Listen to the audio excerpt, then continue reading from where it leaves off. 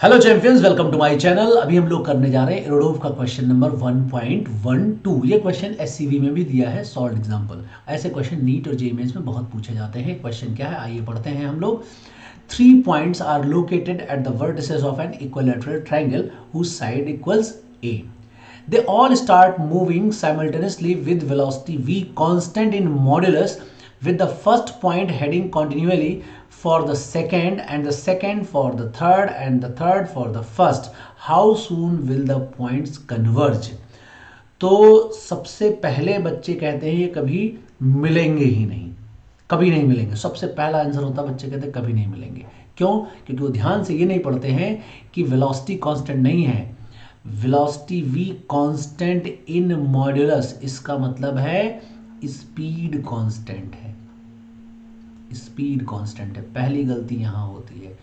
जो पहली बार इस क्वेश्चन को पढ़ता है वो बोलता है कि ये कभी जो है मिलेंगे ही नहीं, क्योंकि इक्विलैटरल ट्रायंगल अगर बना हुआ होगा ऐसे ऐसे इक्विलैटरल ट्रायंगल और बोलेंगे कांस्टेंट वेलोसिटी से चल रहा है तो कभी नहीं मिलेंगे। क्यों? कांस्टेंट वेलोसिटी चलने मतलब क्या हो गया, ये इधर भाग रहा है और लगातार ये ऐसे ही भागेगा, और ये इधर भाग रहा है तो लगातार ये ऐसे ही भागेगा, ये लगातार ऐसे भाग रहा है तो ऐसे ही भागे। जबकि ऐसा नहीं बोला गया है, बोला गया है कांस्टेंट वेलोसिटी का मैग्नीट्यूड है, और पहला दूसरे की तरफ, दूसरा तीसरे की तरफ, तीसरा पहले की तरफ मूव कर रहा है। इसका मतलब ये हुआ कि जब पार्टिकल जो है ये वाला 1 वाला पार्टिकल यहाँ पहुँचेगा कुछ टाइम बाद, तो 2 वाला उतने ही टाइम में यहाँ पहुँचेगा, और ये 3 वाला उतने ही टाइम में यहाँ पहुँचेगा। यही तो सिचुएशन होगी। अब किसी dt टाइम में जब यहाँ पहुँचेगा तो अब ये इसकी तरफ चल रहा है, क्योंकि हर समय हेडिंग कॉन्टिन्यूअली मतलब लगातार एक दूसरे की तरफ चल रहे हैं। तो अब ये इस तरफ चल रहा होगा, और ये इस तरफ चल रहा होगा, और ये इस तरफ चल रहा होगा। मैंने इसको बहुत छोटे छोटे इंटरवल के हिसाब से आपको थोड़ा सा समझाने की कोशिश की है। अब इसको एक कॉन्टिन्यूअस तरह से हम ग्राफ बना के आपको बताएंगे, ठीक है, शेप बना के बताएंगे। तो अब ये नेक्स्ट जो पोजीशन होगी वो इसकी ये होगी। फिर अब ये इसकी तरफ चलेगा, तो ये जो येलो वाला ट्रायंगल उसको छोड़ के अब ये इधर चल रहा होगा ऐसे, क्योंकि एक दूसरे की तरफ चल रहे हैं। ये एक दूसरे की तरफ चल रहे हैं, एक दूसरे के आंखों में देख के चल रहे हैं।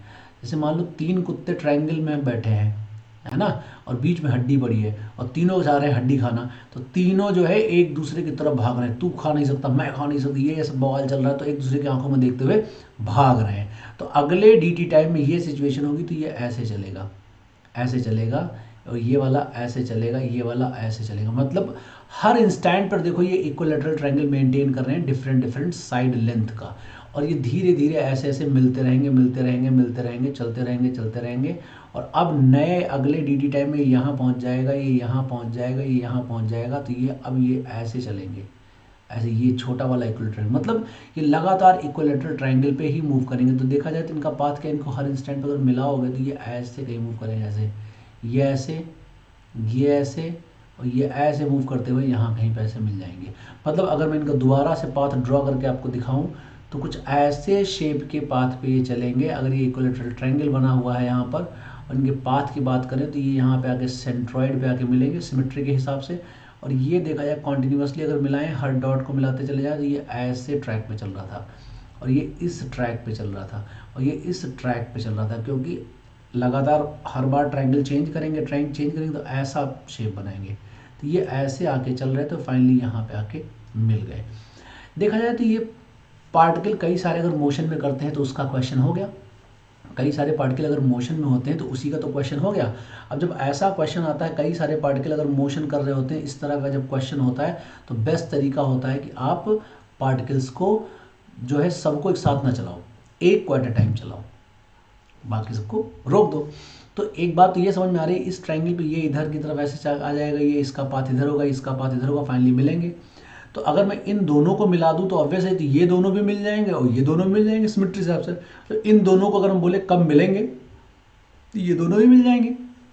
अच्छा, तो अगर मैं बोलूँ ये 1 था, ये 2 था, ये 3 था, तो 1 2 3 ये लगातार इक्विलैटरल ट्रायंगल ही मेंटेन करें। ये अभी ट्रायंगल है, फिर ये रेड वाला ट्रायंगल है, फिर ग्रीन वाला, मतलब लगातार इक्विलैटरल ट्रायंगल पे मूव करते नजर आएंगे। मतलब ये 1 के लिए ये 2 एक मतलब इसी के लाइन ऑफ साइट में लगातार मूव करेगा। देखो ऐसे ही मूव करेगा, मतलब लगेगा स्ट्रेट लाइन पे मूव कर रहा है।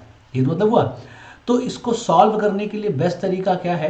बेस्ट तरीका ये है कि मैं एक को चला दूं, एक को रोक दूं। तो देखो यहाँ पे क्या है, अगर मैं बोलता हूँ कि फर्स्ट और सेकंड को मैं मिला दूँ, ये इस तरफ चल रहा था u वेलोसिटी से और ये इस तरफ चल रहा था u वेलोसिटी से, ऐसे, और ये एंगल था क्या इनके बीच का, थीटा भी 60 हमें पता है, ऐसे था। तो अगर मैं इन दोनों को मिला दूं तो हमारा काम बन जाएगा, लेंथ है a। तो मैं इसके 1 के रिस्पेक्ट में 2 का मोशन स्टडी करूं, तो 1 के रिस्पेक्ट में 2 का मोशन स्टडी करेंगे तो इसके 2 वेलोसिटी कंपोनेंट होंगे। तो मैं इस लाइन ऑफ साइट के अलॉन्ग अगर इनको मिला दूं, बाकी ऊपर जा रहा होगा, इसकी वेलोसिटी 2 कंपोनेंट होंगे, एक u cos थीटा होगा और एक इसका कंपोनेंट आएगा इस तरफ, ये ऐसे, ये u sin थीटा होगा। u sin थीटा के वजह से तो ये ऊपर जाएगा, इसके रिस्पेक्ट में देखो यहाँ पहुंच गया, नहीं पहुंच गया, लेकिन इसके रिस्पेक्ट में देखो ये मिल गया होगा, तो देखो फाइनली दोनों यहीं पे आ गए, मतलब बाद का रिलेटिव सेपरेशन खत्म हो गया। तो हम इस डायरेक्शन में सॉल्व कर रहे हैं, इस डायरेक्शन में, जिस डायरेक्शन में रिलेटिव सेपरेशन खत्म हुआ है।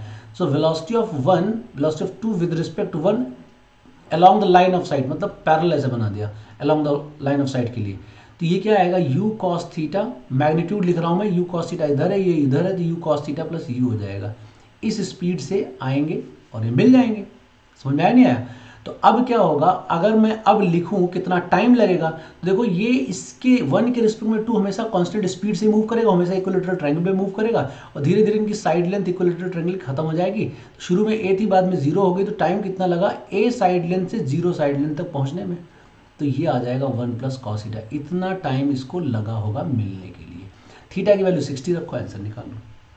थीटा की वैल्यू क्या रखो, 60 रखिए, आंसर निकाल लीजिए। जैसे आप यहाँ 60 रखेंगे तो ये आएगा हाफ, तो ये t की वैल्यू आ जाएगी कितनी, 2a/3u, ये आंसर आ जाएगा।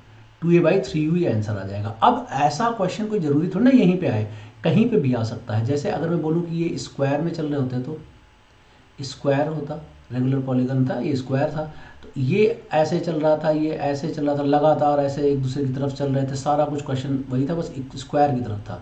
तो अब क्या हो जाएगा, ये u से इधर चला, ये इधर से चला, इसकी डायरेक्शन में इसकी वेलोसिटी हमेशा u ही नजर आएगी। देखो इस डायरेक्शन में कोई वेलोसिटी कंपोनेंट नहीं होगा क्योंकि हमेशा 90 चलेगा, तो यहाँ पे जो टाइम आएगा वो l/u आ जाएगा। क्यों? क्योंकि इस डायरेक्शन में कोई वेलोसिटी कंपोनेंट इसको नहीं मिलेगा।